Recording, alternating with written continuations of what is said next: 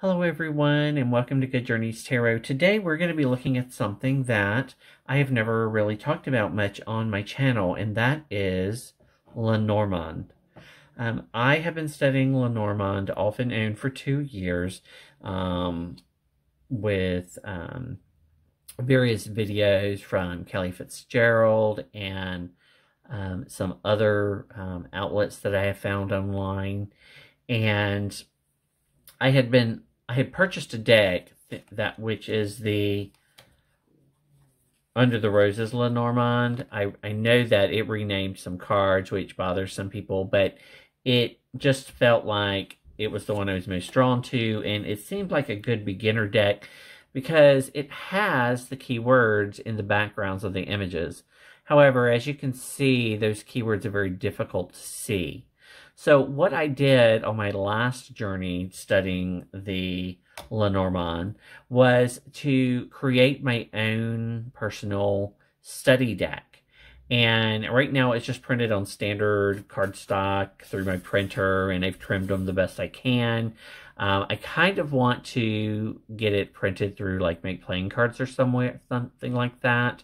What I did was I took Creative Commons images that are readily available, and then added keywords and some other elements that I'll show you to help me learn the meanings that have resonated with me throughout my studies.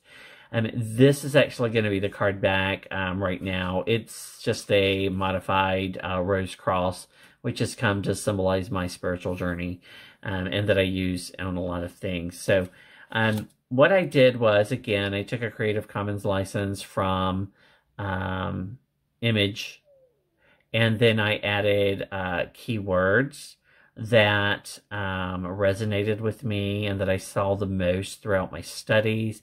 I've got the name of the card, I've got the corresponding playing card reference, and then I have a border. So the border is actually a designation as to whether this card is generally negative, neutral, or positive. This particular one has a gray dashed border, which would indicate that it is generally positive or neutral, not necessarily a negative card in a reading. And I felt like this would help me as I began doing readings with it to have all the information there for me visibly to practice with before I began integrating it with other cards. So I'm going to just kind of flip through and show you what they look like. This one is a positive card. Hope, luck, happiness. You can see there where I've created a border that's all white. Again, they're just very basic, and I really think I'm probably going to try to get the images in the right condition to be printed and make playing cards so that I can use them more effectively.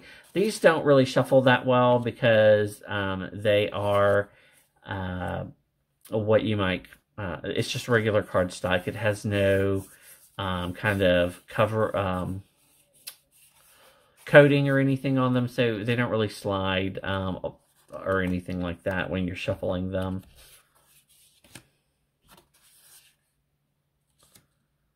Birds.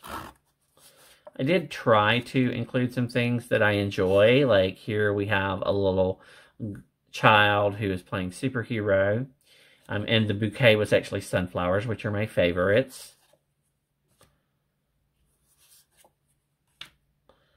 I love the little rainbow effect of the stars there.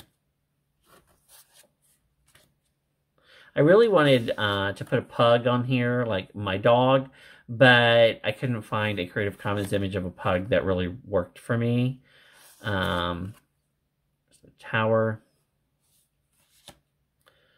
garden, mountain, the path.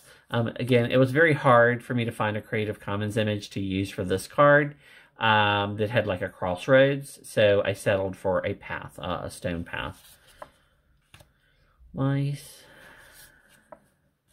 heart, the ring, the book, man, and then my cards are out of order. That was 28. This is 27, the letter. 29, the woman. So I did the man and the woman the same. I did them exactly opposite. I have the man here and the symbol here on the man card. There are the lilies. I love these red lilies. There's our sun.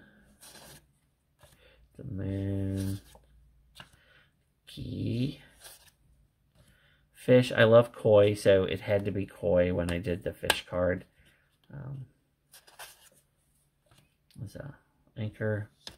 I did this early on in the pandemic, and the cross, which again I used kind of a Celtic cross for it, a sun cross, because that resonates with me more than say the Christian cross.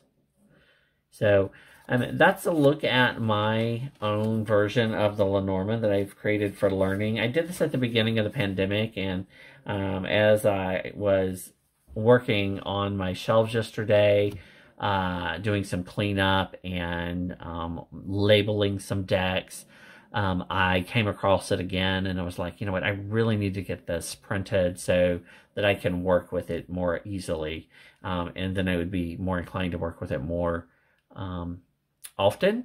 If you have really great Lenormand resources, please do feel free to post them in the comments below for me to check out. I will be probably working on this a little bit more over the next year, just as I did the last two, as time and resources allow. This is just a little project that I did. I hope that you enjoyed looking at it, and until next time, good journeys.